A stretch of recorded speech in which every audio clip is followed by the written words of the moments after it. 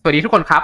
ก็หลังจากที่ Killing Floor 3แพ็กเวทและสตรีมที่ผ่านมานะครับแล้วก็ได้รู้ข้อมูลดีเทลหลายอย่างนะเกี่ยวกับเนื้อหาอัปเดตที่กำลังจะมาในอีกเร็วๆนี้นะครับรวมถึงในอนาคตด้วยก็คลิปนี้ผมจะมาสรุปเหมือนเดิมนะครับว่ามีอะไรบ้าง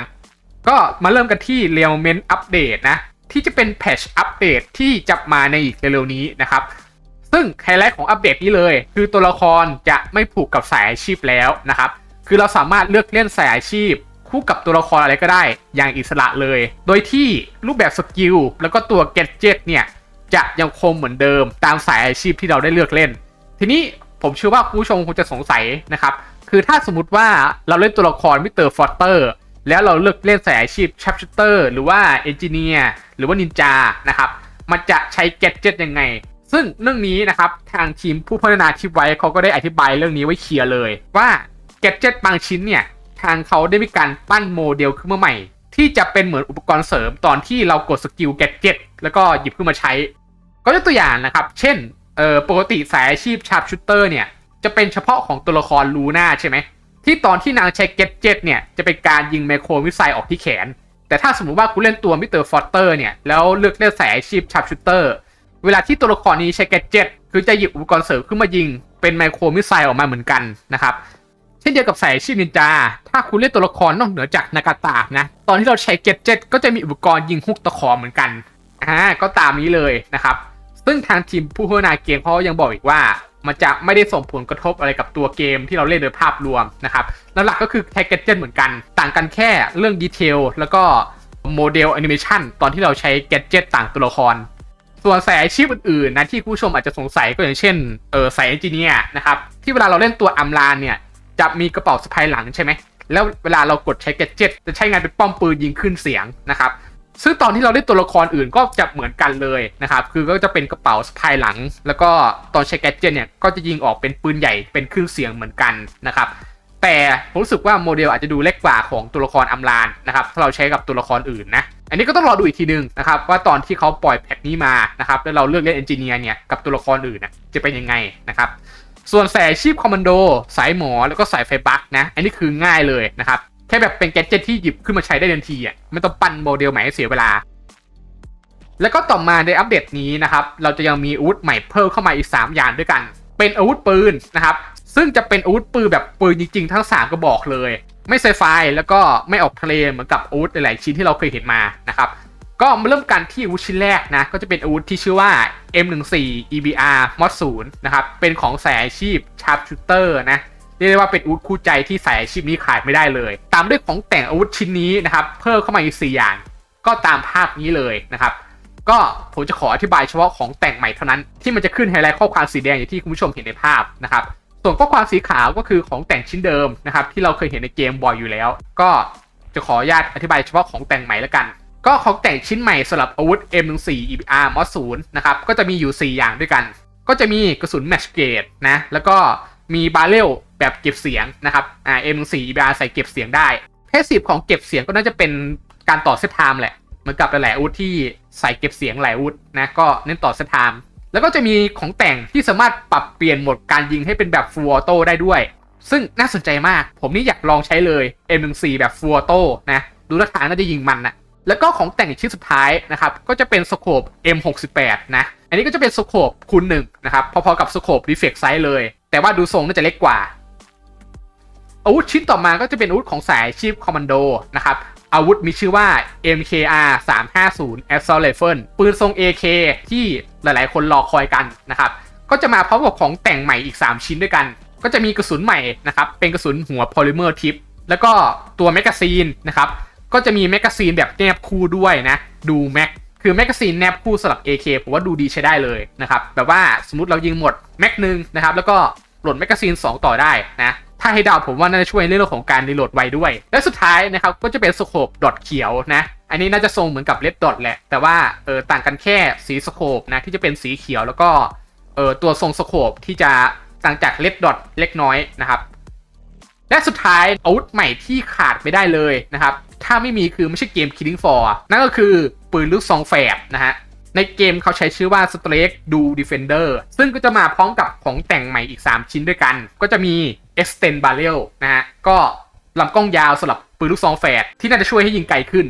แล้วก็จะมีควอดบาเรลลำกล้อง4รูแบบสะใจดูมสติ๊กที่บ้านเลยนะครับผมมอดอาวุธชิ้นนี้ผมใช้แน่นอนยังไงซองแฝดถ้าแบบ4รูนี่น่าจะมันและของแต่งชิ้นสุดท้ายของอาวุธนี้นะครับก็มีชื่อว่า Break Action Shell Ejector นะอันนี้ถ้าให้เดานะครับน่าจะเป็นตัวที่ช่วยให้ปืนลูกซองแฝดเนี่ยมันรีโหลดได้ไวขึ้น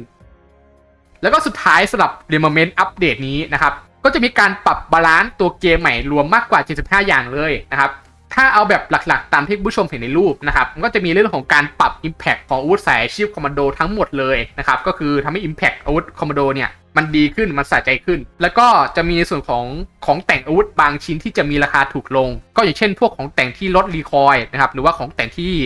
ลดการกระจายของกระสุนเนี่ยจะมีราคาถูกลงนะครับแล้วก็ในเรื่องของแต่งที่เป็นสโคปนะก็อย่างเช่นสโคปสไนนะครับจะใช้งานง่ายขึ้นรวมถึงปรับ Movement Combat ใหม่ให้กับตัวละครเรานะครับอย่างเช่นตัวละครเราสามารถกระโดดเหยียบตัว cover ได้นะครับเหมือนกับของภาค2เลยนะแล้วก็มีเพิ่มการรับมือเซตจากที่สูงด้วยนะอันนี้ถ้าให้ผมเดานะครับน่าจะเป็นพวกตัวบอสนะที่มันกระโดดใส่ผู้เล่นหรือว่าอาจจะเป็นพวกตัวหักก็ได้นะครับแล้วก็รวมถึงการเพิ่มโมเมนตัมนะครับตอนที่ตัวละครเราพลาดตัวเซตด้วยนะครับแบบว่าพวกแบบเดินชนอะไรพวกเนี้ยก็จะทำให้มีมูฟเมนต์แล้วก็โมเมนตัมมากขึ้นแล้วก็สิ่งที่สำคัญนะครับที่ทางเดฟเขาได้บอกว่าจะปรับใหม่เลยก็คือเรื่องของบาลานซ์อาวุธทุกชิ้นเลยนะครับซึ่งนั่นรวมถึงอาวุธวูแคนด้วยนะครับวูแคนโดนเนิร์ฟแน่นอนนะครับอันนี้คือทางทีมผู้พัฒนาทิปไว้เนี่ยเขาพูดเองในไลฟ์สตรีมเลยนะเพราะว่าเขาก็แอบส่องผู้เล่นเหมือนกันแหละว่าแบบใช้แต่วูแคนเล่นเฮลแล้วก็สแปมยิงเขาก็ดูอยู่นะแล้วก็จะมีในส่วนของอาวุธของสายอาชีพหมอด้วยนะที่ผมเหมือนได้ยินเขาพูดมาว่าเขาจะบัฟอาวุธบางชิ้นด้วยนะของสายอาชีพหมอซึ่งนี้ก็ต้องรอดูกันนะครับผมก็นี่คือเนื้อหาหลักทั้งหมดของ Remnant อัปเดตนะที่กำลังจะมาในอีกไม่กี่วันข้างหน้าแล้วซึ่งณตอนนี้ทางเขาก็ยังไม่ประกาศวันอัปเดตที่แน่ชัดนะแต่รู้แต่ว่าจะมาในอีกเร็วๆนี้แน่นอนนะครับถ้าให้เดาผมว่าช้าสุดเลยนะก็คงจะเป็นช่วงสิ้นเดือนกันยายนนี้ทีนี้นะครับในส่วนต่อมาก็จะเป็นในส่วนของอัปเดตซีซั่น2นะครับ Operation Breakout ที่จะมาหลังจาก Remnant อัปเดตนะก็ประมาณไทม์ไลน์นะครับของแพทซีซั่น2เนี่ยก็จะมาในช่วงของเดือนตุลาถึงเดือนธันวาคมปีนี้นะครับหรืออีกประมาณ 2-3 เดือนต่อจากนี้ซึ่งรายละเอียดของเนื้อหาซีซั่น2นะครับก็จะมีแผนที่ใหม่นะครับที่ชื่อว่าปีสั้นซึ่งทางทีมผู้พัฒนาเขาได้โชว์เกมเพลย์ของแมปนี้ด้วยนะครับซึ่งลักษณะแมปนะครับก็เป็นแมปสเกลใหญ่มีทางด้านนอกด้านในจนถึงชั้นใต้ดินเลยแล้วก็สภาพแวดล้อมโดยรวมของด่านนี้เป็นธีมมืดนะครับข้างนอกก็จะเป็นป่าดงดิบนะที่มีฝนตกส่วนข้างในก็จะมีห้องคุกแล้วก็มีความเป็นธีมมืดสลัวด้วยประกอบกับทางเดินนะครับที่มีจุดแคบหลายจุดมากนะแล้วก็มันจะมีดีเทลบางจุดในด่านนะครับที่เพิ่มเข้ามาอีกเล็กๆน้อยๆก็คือโลโก้ของบริษัทโฮซินเดิมจากภาค2นะครับซึ่งเหมือนเขาจะสื่อว่าในสถานที่แห่งนี้เนี่ยอยู่มานานมากก่อนที่ทางกลุ่มตัวเอกเราอย่างไนท์ฟอร์เนี่ยจะมาค้นพบ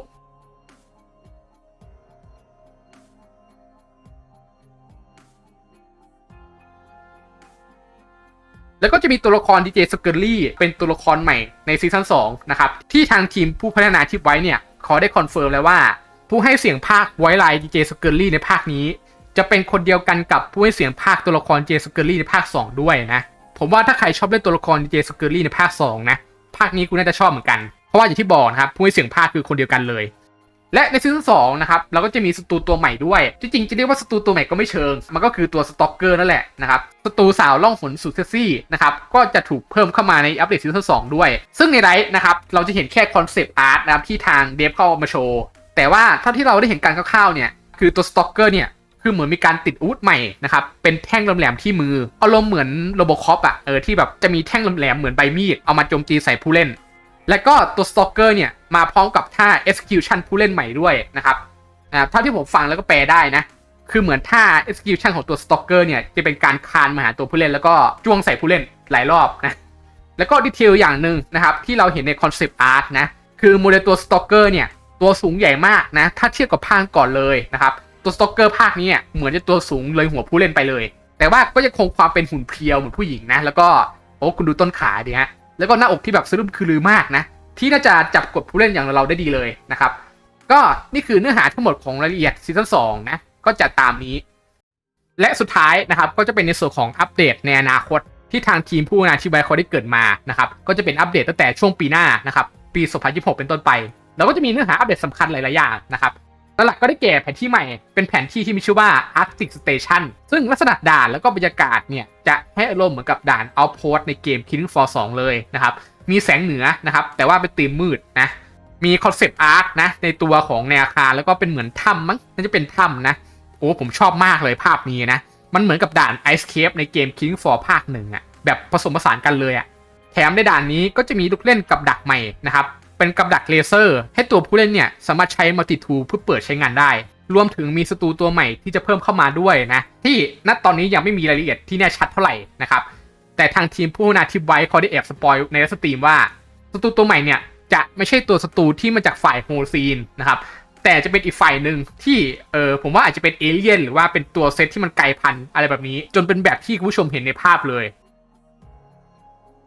และต่อมาแน่นอนครับตามรถแมปเลยก็จะมีสายอาชีพใหม่ที่เพิ่มเข้ามานะครับก็คือสายอาชีพการสลิงเกอร์นะครับซึ่งในไลฟ์เนี่ยเขาก็ได้มีการเปิดเผยอาวุธของสายอาชีพการสลิงเกอร์รวม4อย่างด้วยกันนะครับก็จะมีดิสเซเกิลสุดคลาสสิกเรานะครับขาดไม่ได้แล้วก็จะมีปืนทรง HKP30 นี่ก็จะเป็นปืนพกของจอห์นวิกนะแล้วก็จะมี TTI Pit Viper นะครับอันนี้ก็จะเป็นปืนที่ผมเคยเห็นในหนังจอห์นวิกเหมือนกันก็เป็นปืนทรงจอห์นวิกมา2กระบอกเลยเว้ยและสุดท้ายก็เป็นปืนพก AF2011 นะก็กลับมาในภาคนี้ด้วยนะฮะและสุดท้ายนะครับในอัปเดตนี้เขาก็จะมีคอมิก Killing Floor ให้ผู้เล่นได้อ่านด้วยนะครับเอาไว้สำหรับคนที่มีเวลาว่างอ่านนะหรือว่าสนใจเกี่ยวกับเนื้อเรื่อง Killing Floor ในภาคนี้นะก็สามารถหาอ่านได้แบบฟรีๆเลยนะในอัปเดตนี้โอเคนะครับก็นี่คือเนื้อหาทั้งหมดของคลิปนี้นะครับยังไงก็ขอขอบคุณทุกคนที่เข้ามาติดตามแล้วก็รับชมด้วยนะครับแล้วเจอกันใหม่ในคลิปต่อไปนะฮะสวัสดีครับ